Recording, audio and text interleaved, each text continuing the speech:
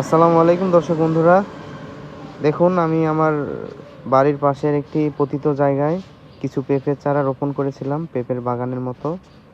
তো পেঁপের চারাটি আসলে দেখুন, পেঁপের চারা লাগিয়েছি আমি কয়েকটি।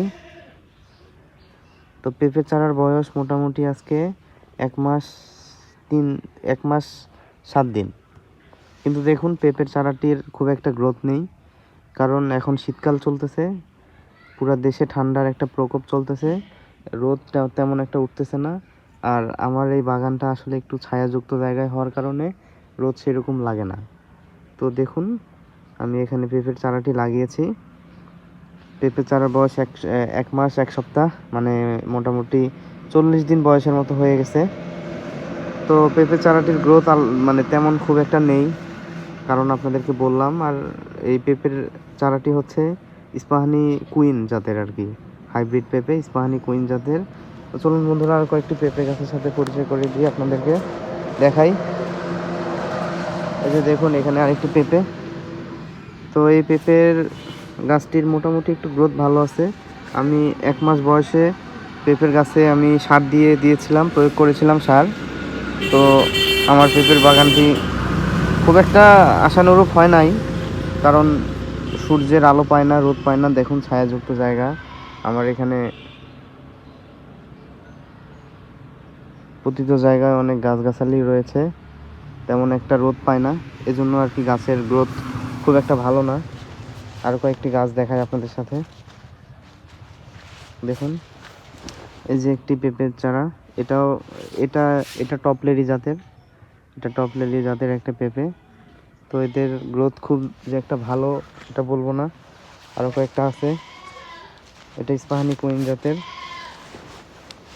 তো এই পেঁপে চারাটির গ্রোথ মোটামুটি ভালো একটু আছে আল্লাহর রহমতে। দেখুন আমি কিন্তু দক্ষিণ দিক মুখ করে 45 ডিগ্রি অ্যাঙ্গেলে চারাগুলো লাগিয়েছি, বাঁকা করে 45 ডিগ্রি অ্যাঙ্গেলে বাঁকা করে আমি চারা গাছগুলো লাগিয়েছি। তো আমার এখানে আসলে পতিত জায়গায় আমি লাগিয়েছি, সারা বছর পড়ে থাকে জায়গা, এজন্য আমি কিছু মোটামুটি 20-25টা চারা রোপণ করে দিয়েছি।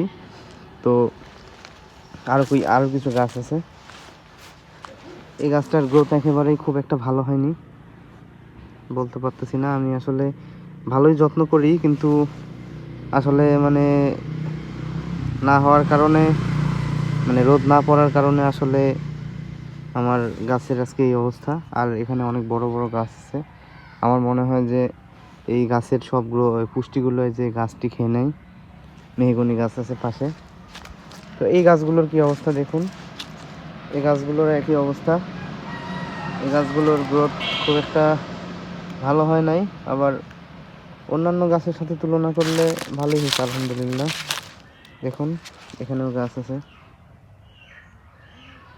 যেহেতু এখন শীতকাল, এখন ডিসেম্বর মাসের শেষের দিকে চলতেছে, তো খুব একটা রোদ উঠে না, এ কারণে আর কি গাছগুলো খুব একটা বাড়তেছে না।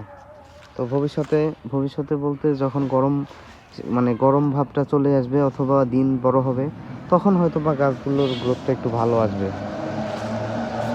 তো আমি এখানে 1 মাস, মানে প্রথম মাস যেটা হয়েছিল আর কি, প্রথম মাসে আমি চারা রোপণ, মানে প্রথম মাসে আমি যে সারগুলো প্রয়োগ করেছিলাম, ইউরিয়া দিয়েছিলাম হালকা পরিমাণ, ইউরিয়া দিয়েছি, পটাশ, তারপর টিএসপি দিয়েছি, এই 3টি দিয়েছি। আর গোবর সার দিয়েছি, মোটামুটি গোবর সারগুলো একটু বেশিই দিয়েছি।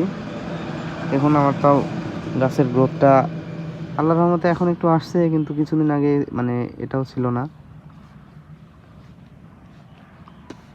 তা আপনারা দেখলে বুঝতে পারবেন দর্শক বন্ধুরা চারা গাছের যে এই গ্রোথটা। দেখুন আমি সবগুলো চারা গাছ 45 ডিগ্রি অ্যাঙ্গেলে বাঁকিয়ে লাগিয়েছি, তাহলে পেঁপের চারা গাছের যেই মানে গোড়াটা আছে, গোড়াটা মোটা হবে, ফুল ফল বেশি ধরবে। তো আমি এখানে আর কি পতিত জায়গাতে কিছু পেঁপে গাছ লাগিয়েছিলাম। তো পেঁপের চারার এই অবস্থা আর কি। দর্শক বন্ধুরা, যদি আপনারা মানে পেঁপের চারা লাগাতে আগ্রহী হন, তাহলে দয়া করে শীতকালে লাগাবেন না, কারণ শীতকালে রোদের তাপ অথবা আলো খুব একটা পায় না, যে কারণে গাছগুলোর গ্রোথ ভালো হয় না। আর ছায়ামুক্ত স্থানে লাগাবেন, ছায়াযুক্ত আরেকটা গাছের নিচে কখনো পেঁপে গাছ লাগাবেন না, কারণ এরকম জায়গায় পেঁপে গাছ লাগালে আসলে খুব একটা গ্রোথ আসে না, পেঁপে গাছের ফুল ফল ধরতেও দেরি হয়।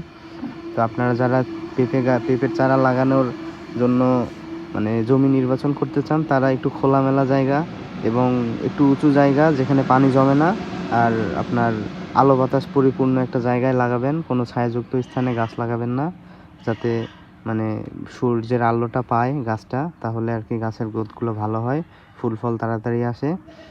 তো দর্শক বন্ধুরা, আজকে এই পর্যন্তই। আপনারা যারা আমার ভিডিওটি এতক্ষণ দেখলেন, তারা দয়া করে চ্যানেলটি সাবস্ক্রাইব করবেন এবং ভিডিওটি ভালো লাগলে অবশ্যই লাইক করবেন, শেয়ার করবেন। আজকের মতো এই পর্যন্তই। আসসালামু আলাইকুম।